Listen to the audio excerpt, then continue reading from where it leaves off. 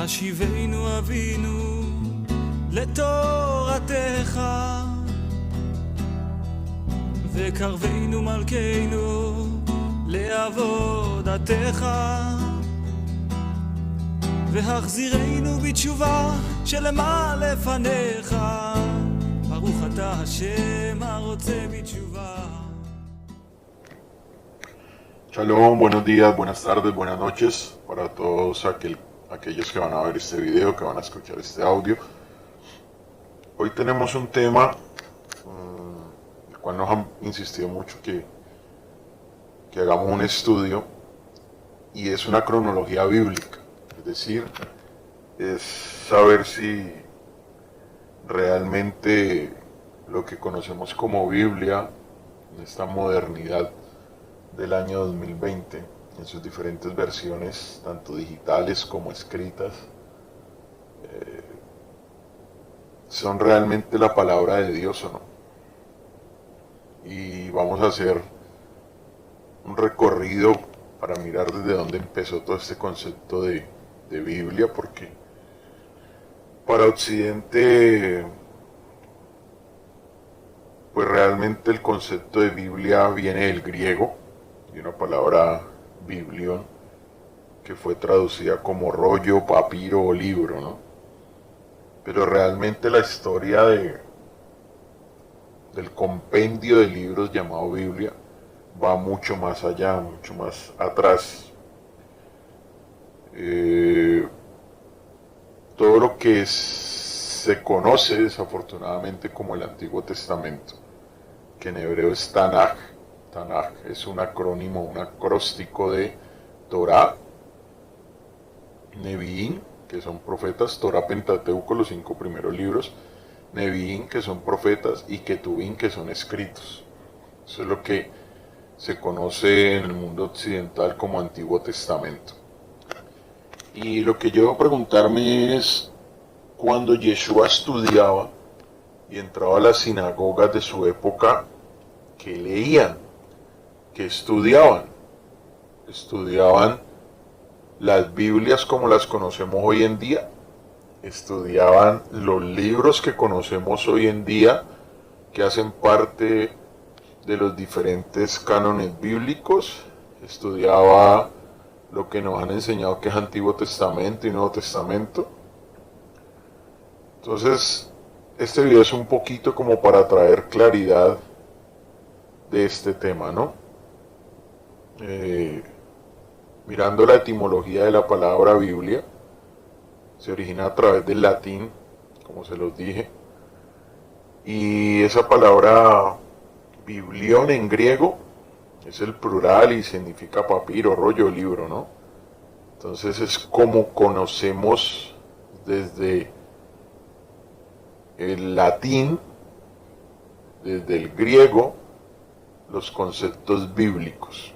Pero mirando más allá, más atrás, todo empezó con lo que realmente se conoce dentro de la perspectiva hebrea como la Torá, y que en Occidente nos lo han presentado como Pentateuco, haciendo referencia a Penta, a los 5 primeros libros de las Escrituras. Y estos primeros 5 libros son lo que constituyen el más alto grado de inspiración divina en los textos bíblicos. Es decir, si ustedes miran el orden que tienen las escrituras, primero es la Torá, luego los profetas, luego los escritos, es decir, salmos, proverbios. Luego viene lo que llaman el Nuevo Testamento. Pero la norma es que absolutamente nada puede contradecir la Torá. Es decir, ese Pentateuco, esos 5 primeros libros, son los libros de más alta autoridad. Por eso es que Yeshua no vino a infringir en ningún momento la Torá, en ningún momento, ni a contradecirla. No estuvo de acuerdo, fue con la interpretación que se dio de ella. porque incluso cuando analizamos dentro del mismo judaísmo hay disputas sobre cuál es el canon correcto.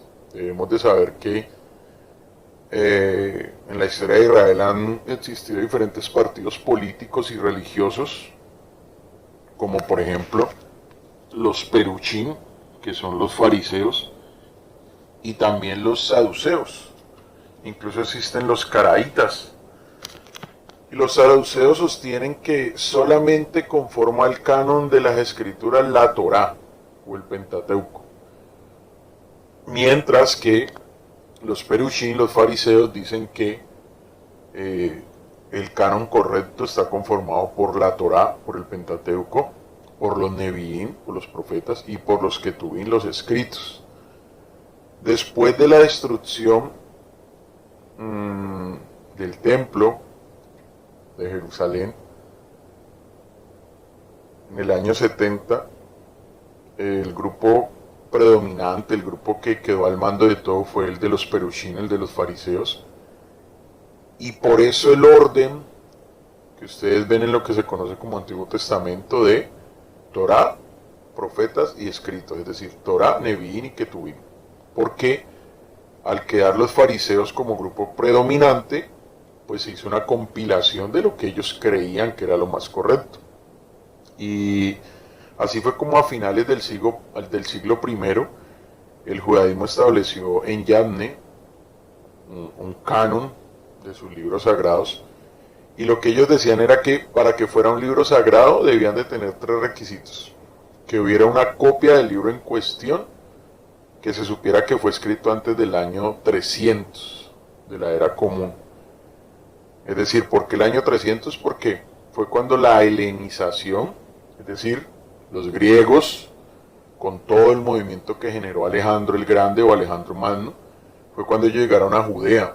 Y entonces empezaron todos los problemas de asimilación culturales y religiosos, que lo pueden encontrar ustedes en libros que se encuentran incluso ni siquiera dentro del compendio judío, sino en Biblias católicas, con libros como los de los Macabeos, Macabeos 1, Macabeos 2, incluso hay Macabeos 3, que lo que cuenta es la historia de la celebración de Hanukkah, el por qué se celebra Hanukkah.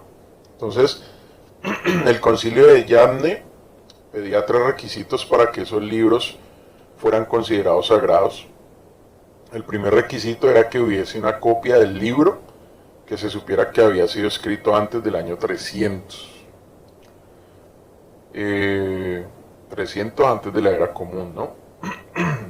Recuerden que el mundo occidental cuenta los años antes de Cristo y después de Cristo, porque creen que Jesucristo es Dios. El judaísmo no lo hace así, el judaísmo dice antes de la era común y después de la era común. Entonces cuando decimos 300 años antes de la era común, es como si en Occidente diéramos 300 años antes de Cristo. ¿Okay? Entonces el primer requisito era eso. El segundo requisito es que dicha copia estuviese escrita en hebreo o al menos en arameo, no en griego ni en ninguna otra lengua, ¿no? Y que tuviera un mensaje considerado como inspirado o dirigido al pueblo de Dios.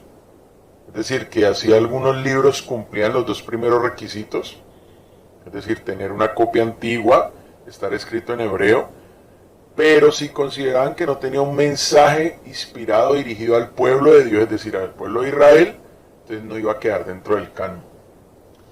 Y eso fue lo que dijeron y establecieron en ese concilio de Yavne, el judaísmo, para hacer todo lo que se conoce como Tanaj o Antiguo Testamento en Occidente.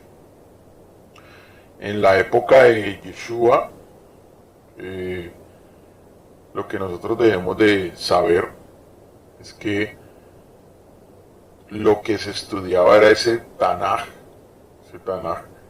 teniendo como base profunda de estudio la Torá, pero que cada Shabbat, como es hasta hoy, se estudiaba una porción de la Torá y había un correspondiente en los textos de los profetas. Eso se llama la Haftará. ¿Por qué? Porque precisamente durante los años 300, cuando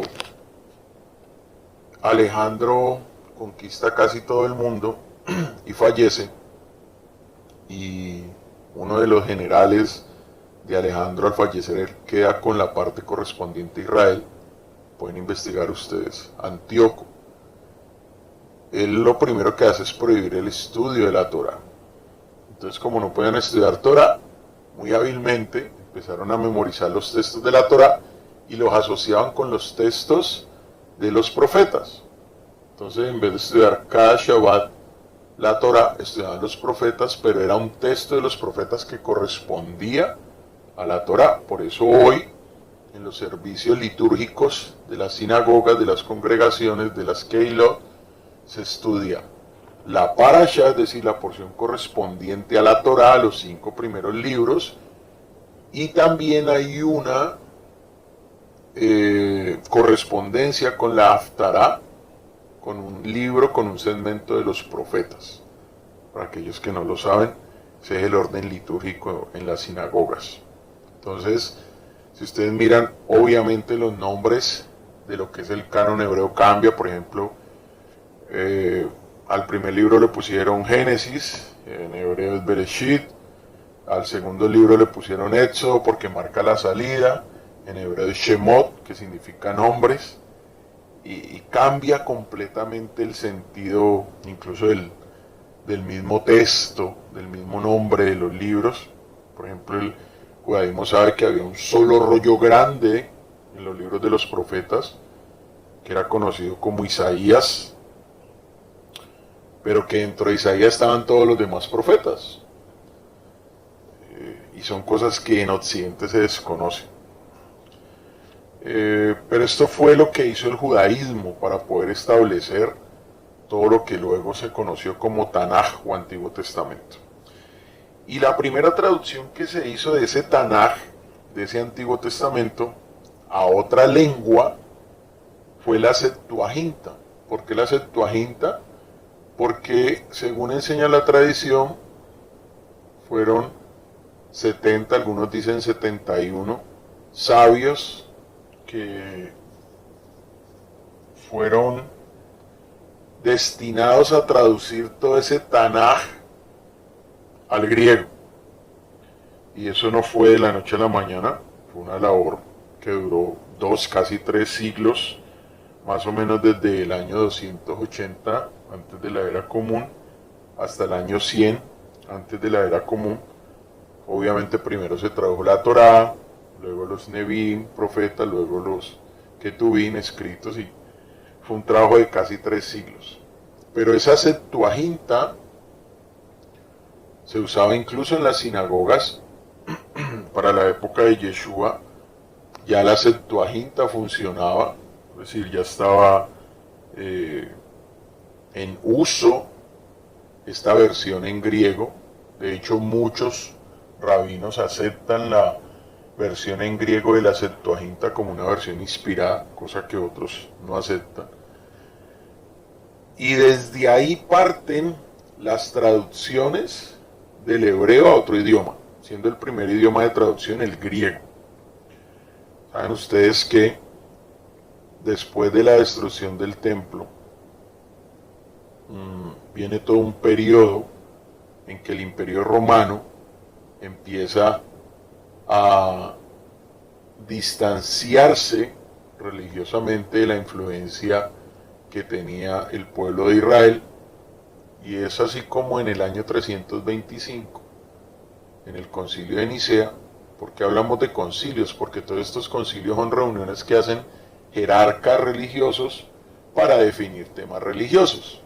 En este caso estamos hablando de los diferentes concilios que se hicieron para definir qué libros eran inspirados, qué libros no, qué libros deberían de estar dentro de los cánones bíblicos. Entonces, en el año 325, Constantino, emperador, buscando la unión de su imperio, aleja completamente todas las prácticas religiosas judías y crea algo completamente nuevo. Y es así como para más o menos el siglo IV, se dan diferentes traducciones, como lo es el Codex Sinaiticus, el Codex Vaticanus y la Vulgata Latina. Y fueron textos que se tradujeron, obviamente, de la Septuaginta, que era la versión que tenían en griego, y se tradujeron al latín, porque el idioma que dominó durante mucho tiempo la Iglesia Católica Romana fue el latín. Y entonces, entre mediados y finales del siglo IV, se dieron estas traducciones del Codex Sinaiticus, del Codex Vaticanus y de la Vulgata Latina. Y esta Vulgata Latina fue la que estuvo como texto oficial para la Iglesia Católica por mucho tiempo. Y era como hacían sus diferentes misas cantadas, pero donde no todo el mundo tenía acceso a la Biblia, como lo tenemos hoy en día, sino cree incluso pena de muerte quien tuviera acceso a la Biblia. Hasta el siglo XVI, imagínense, estamos hablando de que esas traducciones de la Vulgata, del Codex Sinaiticus, del Codex Vaticanus, se dieron hacia mediados y finales del siglo IV, y hasta el siglo XVI se mantuvo en Occidente la traducción latina de Jerónimo, o San Jerónimo como se le conoce, que es la Vulgata Latina. Se mantuvo en Occidente, incorporaba tanto el canon judío como escritos de la Septuaginta griega.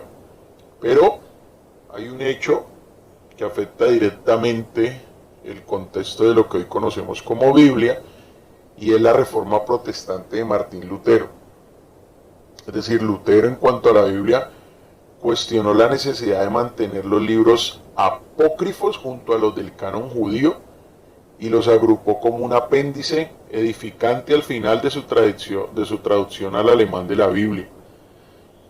La Iglesia Católica Romana entonces confirmó el canon de la Biblia de los 70, es decir, de la Septuaginta y de la Vulgata, en el Concilio de Trento entre el año 1545 y 1563, reconociendo y confirmando la canonicidad de algunas escrituras cuestionadas por Lutero, que desde ese mismo siglo comenzaron a ser llamados libros deuterocanónicos. Eso fue un concepto, la palabra deuterocanónicos fue un concepto introducido por Sisto de Siena, que significa literalmente deuterocanónico, segundo canon.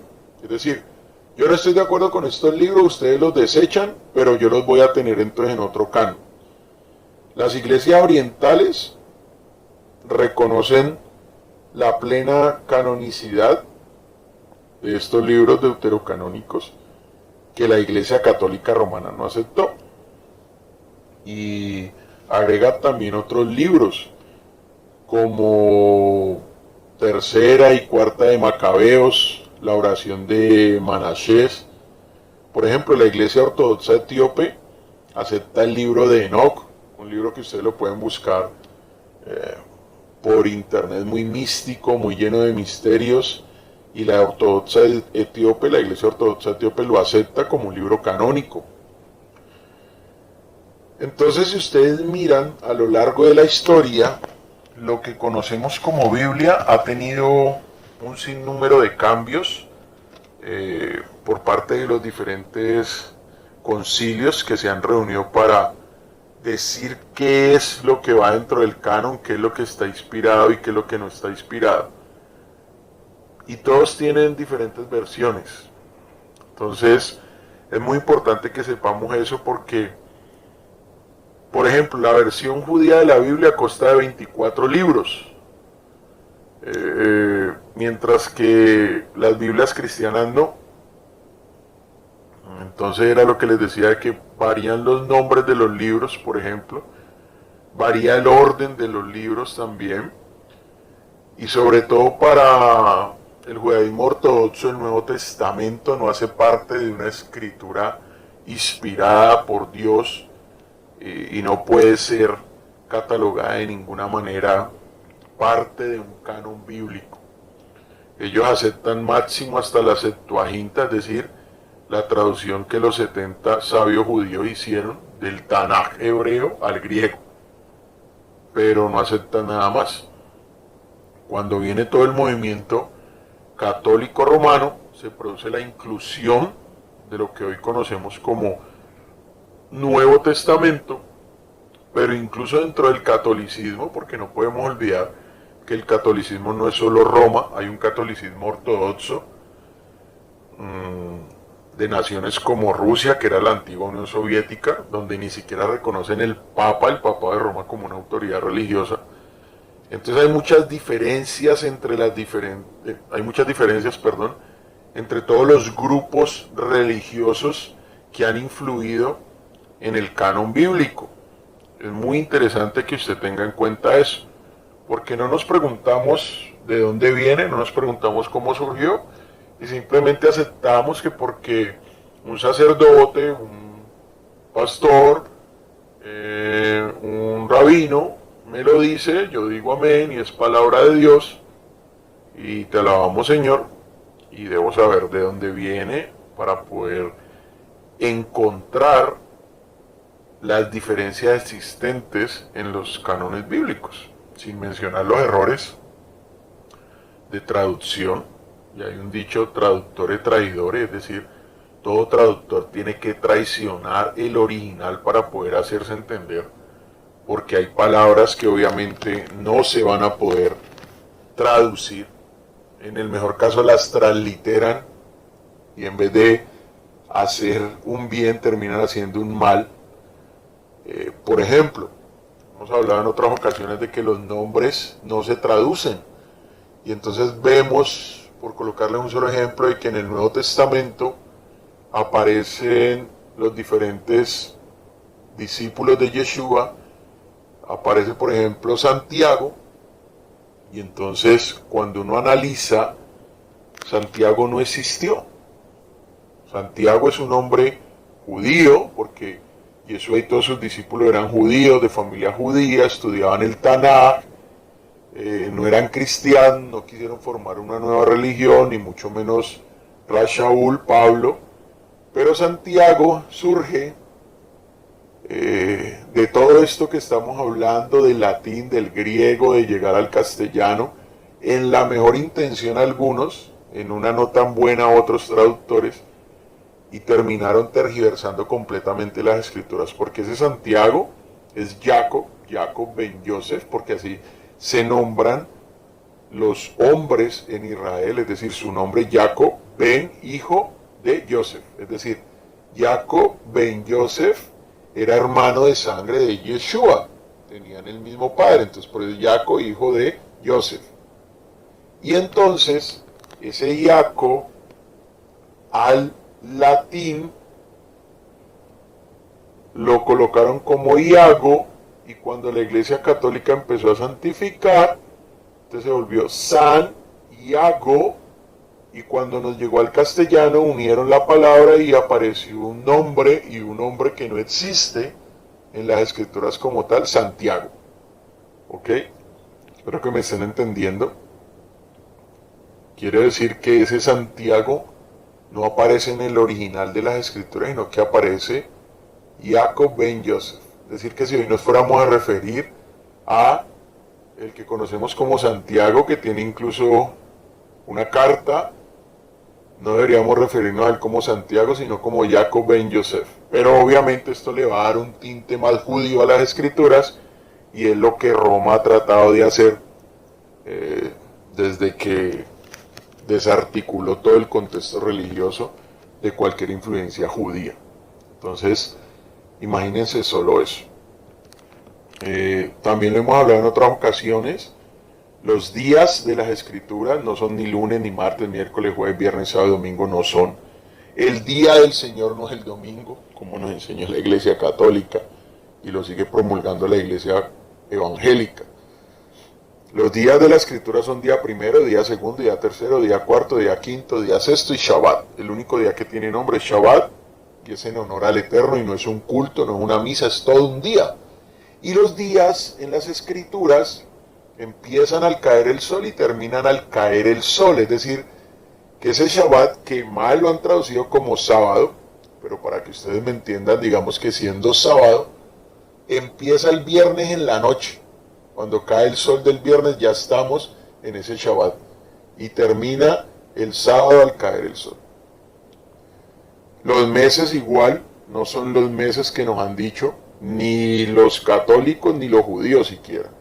Cuando vamos a las escrituras, los meses no son ni enero, febrero, marzo, abril, mayo, junio, julio, agosto, septiembre, octubre, diciembre, porque de la misma raíz etimológica de la palabra nos damos cuenta de que algunos meses le han metido la mano porque no corresponde, por ejemplo, octubre, que su raíz etimológica es octos, el número 8, y es el mes 10. Y cuando investigamos, nos damos cuenta que Césares, emperadores, que se creían dioses, que ha sido el delirio de mucho hombre, instituyeron, por ejemplo, Julio César instituyó su mes, el mes de julio, pero su sobrino, Augustos, que no quería ser menos que él, también instituyó su mes de agosto, y así es como se corrieron esos meses gregorianos. Pero ahora, desde la perspectiva hebrea, tampoco son los nombres que le han dado, porque el judaísmo, y son cosas que no mencionan, tuvo una influencia muy grande de la idolatría babilónica, y entonces encontramos nombres de meses judíos como Tamuz, que es un nombre al 1000% idólatra. ¿Okay? Encontramos celebraciones de Año Nuevo que tienen que ver con la influencia babilónica, pero no con la influencia escritural, como por ejemplo el Año Nuevo de los árboles, como por ejemplo celebrar el Año Nuevo, Rosh Hashanah, el primero del séptimo mes, cuando la escritura en Shemot 12 dice, y este será el primero de los meses del año, teniendo en cuenta la salida de Egipto, es decir, el mes de la primavera, el mes de Aviv, que tiene dentro del calendario que nosotros manejamos más o menos los meses de marzo y abril, no los meses de septiembre, octubre, como los marca el calendario judío. Entonces, todo esto me tiene que llevar a pensar de que tengo que analizar muy bien si lo que yo considero que leo como las Sagradas Escrituras ¿es la palabra de Dios o no? Es lo que yo tengo que preguntarme. Tengo que preguntarme qué estudiaba Yeshua. Y resulta que Yeshua estudiaba el Tanaj. Y era aceptado para la época de Yeshua la Septuaginta. Hasta ahí. Todo lo demás tiene un gran nivel de manipulación escritural, de manipulación a la hora de traducir, buscando simplemente sostener conceptos religiosos favorables a un imperio, en este caso el imperio romano. Y de ahí viene, por ejemplo, temas como el misterio de la Trinidad, siendo Trinidad una palabra que no aparece en todas las escrituras, no aparece en ninguna parte, ni del Antiguo ni del Nuevo Testamento, en ningún lado aparece, y por eso entonces nos dicen que es un misterio. Y vamos a estar haciendo otro video explicando todo esto de la Trinidad, pero es para que ustedes piensen un poquito sobre toda la mano que le han metido a lo que consideramos que son escrituras, ¿no? Por eso ha surgido dentro de la arqueología una nueva línea que es la arqueología bíblica, y lo que hacen a través de la arqueología bíblica es confirmar los diferentes relatos y textos que están en las escrituras, haciendo hallazgos de todos esos lugares, de todos esos personajes, de todos esos momentos bíblicos, para confirmar hasta dónde lo que nos están diciendo es real o no, o ha sido manipulado o no. Entonces es muy importante que usted sepa todo eso, porque cuando usted empieza a mirar, está la Septuaginta como la primera traducción de eso que es el Tanaj, el Antiguo Testamento. Está la Septuaginta, que fue traducida al griego, pero luego de esa Septuaginta se dieron traducciones como la Vulgata Latina, que fue al latín y que fue el texto oficial para la Iglesia Católica por mucho tiempo.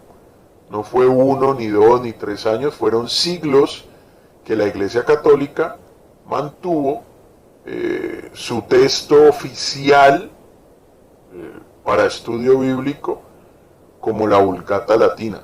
y eso fue hasta el siglo XVI. Entonces tenemos que saber qué pasó en el siglo XVI, que se acabó esa hegemonía de la Vulgata latina, y lo que pasó fue lo que ya les mencionaba, el movimiento o la reforma protestante de Lutero y Calvino, y que empezó a cuestionar muchas cosas dentro de la Iglesia Católica, pero que ojo con esto, Lutero y Calvino en ningún momento dijeron que estaban queriendo dejar de ser católicos y que iban a formar una nueva iglesia, lo que hoy se conoce como iglesia evangélica y protestante, no. Si usted lee, investiga en profundidad lo que Lutero y Calvino quisieron hacer, por eso se llama la reforma, quisieron reformar conceptos de la Iglesia Católica, los cánones establecidos hasta la época de la Iglesia Católica, pero no quisieron dejar de ser católicos en ningún momento. Entonces empiezan a surgir una cantidad de militantes católicos, sacerdotes, obispos, que no dejaron de ser católicos, pero empezaron a hacer ciertas traducciones. Entonces yo tengo que pensar es ese que tradujo en qué creía, porque es que si alguien traduce y cree que hay una Trinidad, pues me va a hablar en su libro de la Trinidad, porque es lo que cree. Si cree que Hasatán, que el diablo es Dios, que tiene poder y que se enfrenta al Dios bueno, pues eso es lo que va a quedar allí consignado. Y es muy importante todas estas cosas porque, si ustedes recuerdan, en un audio pasado les mencioné algo muy importante que es la obra de Dante, un poeta italiano en los años 1300, con su obra La Divina Comedia, que fue lo que dio lugar a todo lo que se conoce hoy físicamente, visualmente, como infierno y Satanás y todo eso quedó también contextualizado en las diferentes traducciones bíblicas. Entonces, retomando, tenemos el Tanaj, lo que se conoce como Antiguo Testamento, su primera traducción, que llevó casi tres siglos, la traducción del hebreo al griego, que fue la Septuaginta. De esa Septuaginta, en el siglo IV, aparece el Codex Sinaiticus, aparece el Codex Vaticanus, aparece la Vulgata Latina, y en la Vulgata Latina el texto oficial para la Iglesia Católica. ¿Y por qué hablamos de la Iglesia Católica? Porque la Iglesia Católica es la que ha tenido influencia sobre Occidente. Pero, después de esa Vulgata Latina, aparecen diferentes versiones, y es así como, por ejemplo, en el año 1569 aparece la Biblia del Oso, de Casiodoro de Reina, y luego en 1602 aparece la Biblia del Cántaro, que ya es hecha entre Casiodoro de Reina y Cipriano de Valera.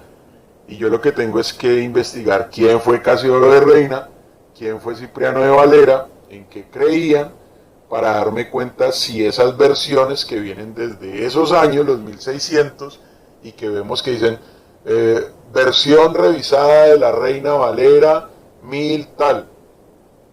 Pues, ¿revisada en qué sentido? En el sentido del que la revisa o el que traduce cree. Pero entonces, ¿a qué voy con todo esto? Aquí incluso Lutero hizo una traducción al alemán, entre 1521 y 1534, y fue conocido como la Biblia de Lutero. ¿A qué voy con todo esto? Pues que realmente, si creemos, estamos conociendo que hay un solo Dios verdadero, que Yeshua es su Mesías, tengo que preguntarme, ¿con qué Biblia aprendió Yeshua? Y Yeshua aprendió con el Tanaj, ¿okay? Con el Tanaj, Torá, profetas y escritos. Esa fue la base del estudio escritural de Yeshua. ¿Por qué? Porque hoy en día ustedes entran y investigan cuántas versiones hay, cuántas traducciones se han hecho, y hay infinidad de textos conocidos como la Biblia. La Iglesia Mormona, por ejemplo, en el 2009 sacó una versión de la Reina Valera. Los Testigos de Jehová tienen otra versión y le han añadido algunos libros propios.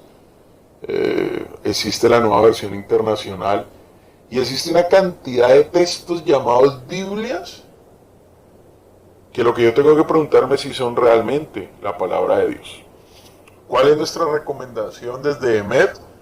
Desde nuestro canal le recomendamos comprar libros donde su base escritural sea hebrea, donde usted pueda investigar, estudiar un poco más el hebreo, aprender el hebreo, que traiga su traducción al castellano. Pueden buscar libros como el Humash. El Humash quiere decir los 5 primeros libros del Pentateuco. Y hay diferentes editoriales, como por ejemplo Mesorá, el Humash Mesorá. Trae la Haftará, es decir, los profetas correspondientes a todo ese Pentateuco. Trae diferentes comentarios que le van a permitir a usted entender más fácil las escrituras. Si usted quiere tener todo el compendio de lo que es el Tanakh, el Antiguo Testamento, entonces usted puede buscar la Biblia de editorial Sinaí, que viene en hebreo y en español. Si usted quiere tener lo que es el Nuevo Testamento, le recomendamos una obra del rabino Dan Ben Abraham, conocida como el Código Real. Es una obra maravillosa, tiene un trabajo investigativo en su introducción impresionante. Y le da otro sentido a los textos más desde la perspectiva hebrea. ¿Por qué? Porque, por ejemplo, si usted lee en el Nuevo Testamento de las Biblias tradicionales, donde usted ve que dice que Yeshua dijo, id, haced discípulos y bautizarlos en el nombre del Padre, el Hijo y del Espíritu Santo. Entonces, ¿usted qué dice? Ah, claro, es que mire, la Biblia dice que Jesús dijo que existía la Trinidad. Y resulta que eso es un texto añadido. Cuando usted va, eso se encuentra en Mateo, cuando usted lo va a revisar, en el Mateo de Shem Tov, que es la versión más antigua en hebreo, de Mateo, de Matitiahu, ese texto no aparece. Entonces son textos que han sido añadidos, agregados, porque no deben ustedes olvidar que Roma tuvo por casi 4 siglos las escrituras en su poder, hasta que se soltó todo esto de las traducciones de la Vulgata Latina y todo esto, pero no fue sino hasta el finales del 1600, con la Reforma Protestante, que vino a tener acceso a las escrituras al pueblo. Y pues si medimos esos años, han sido 1600 años de poder de las escrituras, donde créanme que sobre todas las cosas lo que ha buscado Roma es cortar los lazos que unen a Israel con la Biblia, es decir, a la interpretación hebrea de las escrituras. Y han añadido textos y han modificado textos y han agregado palabras, personajes que no existen realmente. Por ejemplo, el concepto de que Roma y el Vaticano fueron construidos en su primera iglesia sobre la roca que fue Pedro no existe. Si usted investiga desde el hebreo, Yeshua lo llamaba Kefa, y lo llamaba porque tenía otro nombre, investíguelo para que se dé cuenta. Y la mera palabra iglesia, desde el griego eclesia, es una reunión política, ni siquiera es una reunión para temas religiosos. Por eso es que desde el hebreo se habla de sinagoga, congregación, keilah, porque la palabra eclesia, iglesia, no es con fines religiosos, es con fines políticos. Así que esperamos que este video traiga un poco de luz sobre el hecho de que usted investigue si lo que usted lee, estudia como Biblia realmente la palabra de Dios, saque usted sus propias conclusiones. Si quiere seguir nuestras recomendaciones, va a poder profundizar un poco más desde los conceptos hebreos de las escrituras, que son muy importantes. Pero lo que sí debe hacer es no quedarse diciendo amén y creyendo que la repetición de la repetición de la repetición, que se llama tradición, es lo que más lo va a acercar a usted al conocimiento del único Dios verdadero y de su Mesías Yeshua. Que sea un video, un audio que lo inspire a investigar, a profundizar más en estos conceptos, que se suscriba a nuestro canal, nos deje sus comentarios si usted, después de escuchar, de ver este video, ¿Piensa que lo que usted hasta ahora ha estudiado como la Biblia es la palabra de Dios o no? Shalom, buenos días, buenas tardes, buenas noches para todos.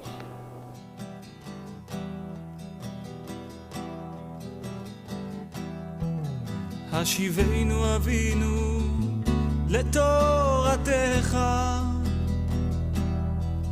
וקרבנו מלכנו לעבודתך והחזירנו בתשובה שלמה לפניך ברוך אתה השם הרוצה בתשובה